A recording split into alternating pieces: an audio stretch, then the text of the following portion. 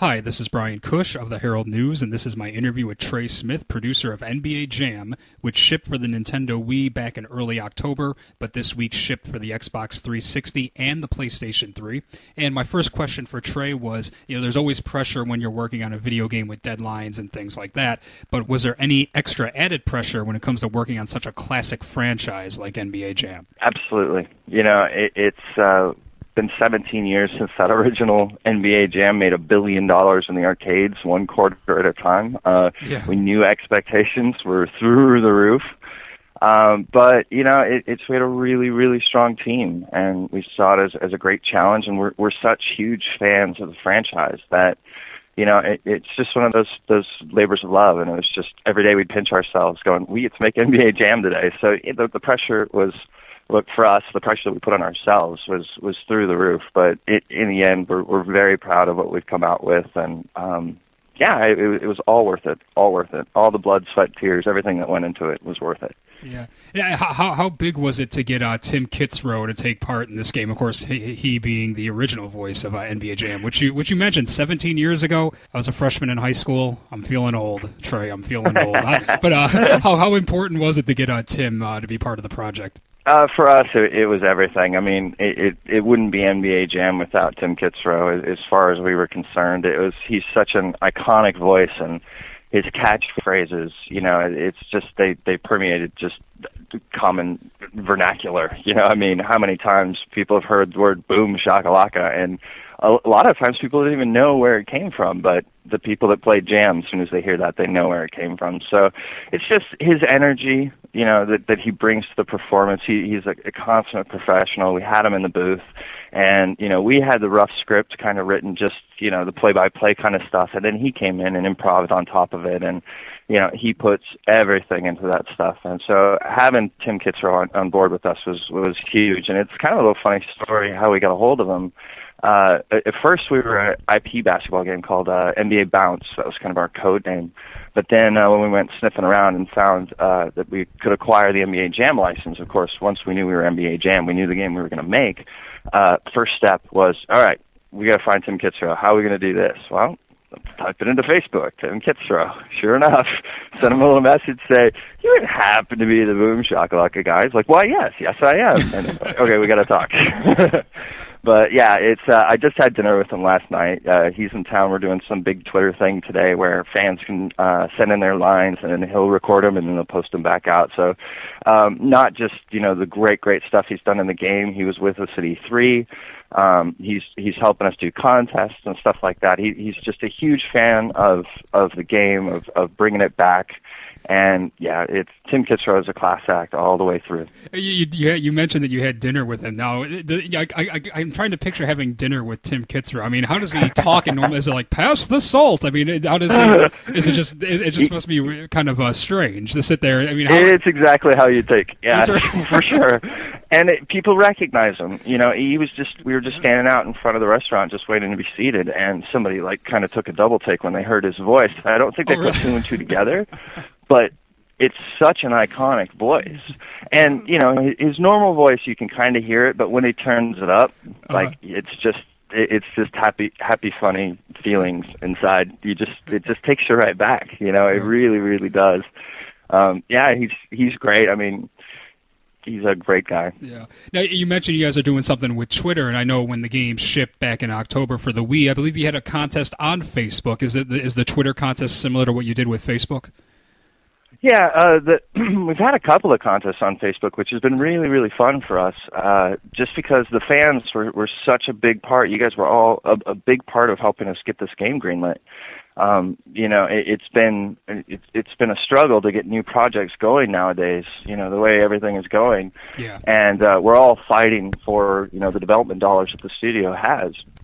And it was really one of those things where I went on the web and we collected as much information as possible as we could find about people wanting to bring back Jam, and grabbing quotes from media and grabbing quotes from blog posts and all that kind of stuff. So this was kind of our way to kind of give back. So the first contest we did was, in NBA Jam, you only have 3 starting players instead of the full roster. So, we had in mind kind of who we wanted, but we wanted to put that out to the fans, and we let the fans vote for the top 3 guys for each team, which was cool. And then the second contest, which was one I think everybody really latched onto, was everybody submitted a new catchphrase for NBA Jam. And then I think we had over 800 something submissions, and then we narrowed it down to the 64 that we liked the best. And then we did like an NCAA basketball bracket tourney, and it was down to the last 4.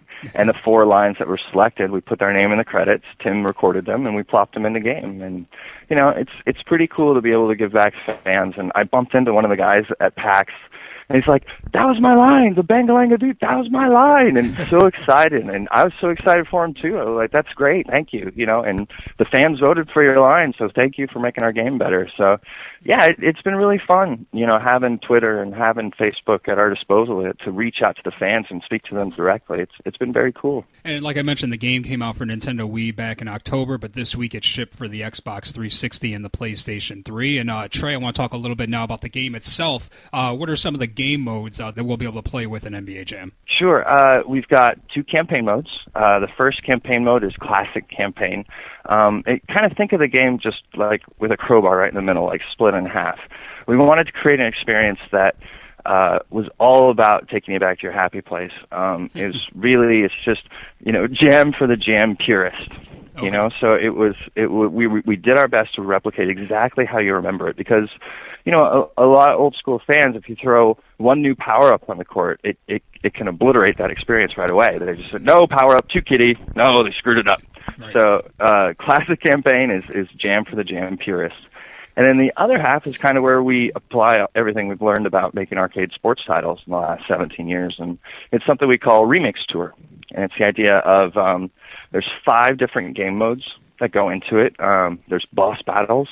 And it's kind of like you bounce from location to location. You've got 3 different games or challenges that you have to do, a gold, a silver, and a bronze. And then, you just kind of progress your way through each NBA team. And we try to throw in and surprise you. You'll jump into a game and you'll play against like little mini-men. And we've got, it's fun. It's fun. The arcade sports genre, there's so much freedom for us just to have fun. NBA Jam's never been about taking itself so seriously. It's just fun. Right. And you mentioned the mini-men. Do you guys also like to stay true to the original NBA Jam? So do we have like the big head mode and unlockable presidents of the United States and everything when we play here? Do we have a bunch of cheat codes that we can use and enter? All of the above, yeah. Okay. We set out to deliver and meet and exceed every expectation that people have for NBA Jam. And the secret stuff was such a huge part of it. Big head mode. I don't know if I told the story. It was an interesting kind of discussion amongst the team. We knew we had to start out with either regular size heads or big heads, and it's a pretty strong divider in between who likes the big heads and who don't. Really? So it was.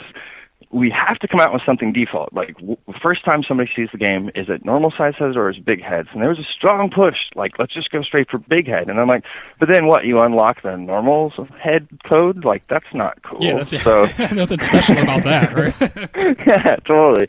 So I think we came up with a really, really strong compromise, and that is we've got Jam Camp, which is this tutorial. It just takes you through, the rough spot. If you've played Jam before, you hop in and you go right away. But we wanted, there are going to be a lot of new people playing. So we put in a little tutorial. At the end of the tutorial, you unlock the big head cheat. So right from the get-go, if you want to play with normal size heads or you want to play with big size heads, it's completely up to you. Trey, can you talk a little bit about the online game modes and also specifically the progression system and how that works? Sure.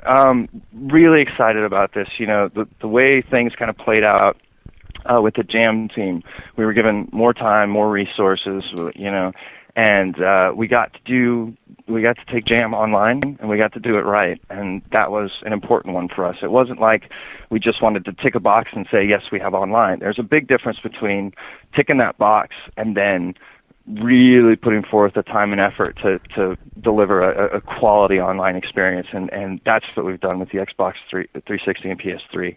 The first and foremost, the big thing you'll see is in a lot of our online games, there's 18 different screens you got to go through. The flow is really kind of clunky and that kind of thing. Our guys really ponied up and wrote some really specific software for our online system. So we have a lobby now.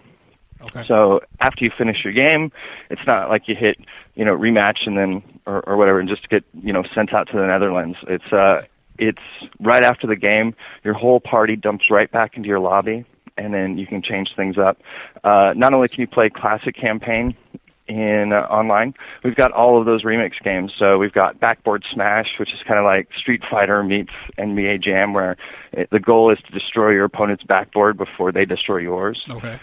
We've got 21, which is a half-court game. It's like one-on-one on one-on-one. We've got Domination, which is there are these spots on the ground. You have to sink shots from the spots. And then every couple of seconds that you own that spot, it spits out points. And then whoever's got 100 points, they win. So, still it's the same Jam formula. It's just us tweaking the rules and the win conditions a little bit to create a kind of new experience. So all of those remix games, they're there. You can play those online as well, which is cool. Another key part about bringing Jam back was just this co-op element, and we saw it on the floor at E3, we saw it at PAX, where you could get two complete strangers standing right next to each other, and then they pull off this perfectly executed alley-oop, and they're high-fiving each other. There's just not that many games that do that, so we really wanted to play that up online as well. So you have the ability to team up. It's if you have your buddy sitting next to you on the couch, you can invite them into your lobby, and you guys can go in as a team. Or if you got a friend online, you say, "Oh, hey," send them an invite. They come into your lobby, and then you can play 2-on-2 with your buddy. So that team up thing was important for us, and the online progression is something. It was a big one because that's what's going to get people coming back. So I think we top out at 50 levels. You earn XP, you level up. There's all kinds of personal things that you can add to your, we call it a Jam card. It's kind of your living Jam profile kind of thing. Okay. And you can unlock icons and pictures. If you play with Kobe 25 games, you'll unlock a Kobe head icon. Or if you win with the Lakers, then you can get a Lakers thing. And then we have titles, which is kind of like, it's kind of like call signs from Call of Duty, where it's just this opportunity for you to unlock stuff and express yourself. I think we've got over 1,000 titles and over 600 icons. So we really wanted to give everybody the opportunity to express themselves online, to create their own profile. And, there's enough of them out there that we don't think you're going to see the same two twice. Yeah. Trey, last question for you, and I appreciate your time. We talk about NBA Jam coming out 17 years ago, 1993, and like I already mentioned, I was a freshman in high school. Seems like it was yesterday, though. So I wanted to get from you. I'm going to talk about mine, then I wanted to get yours. I'll give you time to think about it while I go through mine. What was your favorite NBA Jam twosome from back in the day? Now, for me, I grew up in Chicago. I'm a Bulls fan. Didn't have Michael Jordan on the original game, so I had to play with Horace Grant and Scottie Pippen. But I also really liked to play with Dominique Wilkins and Kevin Willis. That was probably the second team I would play with if someone else took the Bulls on me first. What twosome did you like to play with back in the day? It's the Stockton Malone twosome was a big one for me. Yeah. It just depended whether I wanted to drain threes and steal with Stockton, or if I wanted to play big man underneath with Malone. But I'm from Arizona, so playing with Thunder Dan and Kevin Johnson and Barkley, like that was a strong one as well. Wow, that is yeah. If you have Barkley and Marley can just probably pull up from half court. Thunder Dan. I remember those days. Yeah. Yep. 93. The same thing. 93 finals back when I was a freshman. It's like a trip down memory lane. This interview for me. NBA Jam, the 93 finals. Which, are you a Suns fan? That probably wasn't a good memory for you, but it was for me. So yeah. I apologize. Yeah, I apologize. not a great. That's okay. Anyway, Trey Smith from NBA Jam, thank you for your time. The game, of course, has been out for Nintendo Wii since October, but is now in stores this week for the PlayStation 3 and the Xbox 360. Trey, thank you very much for your time. I appreciate it. Oh, thank you.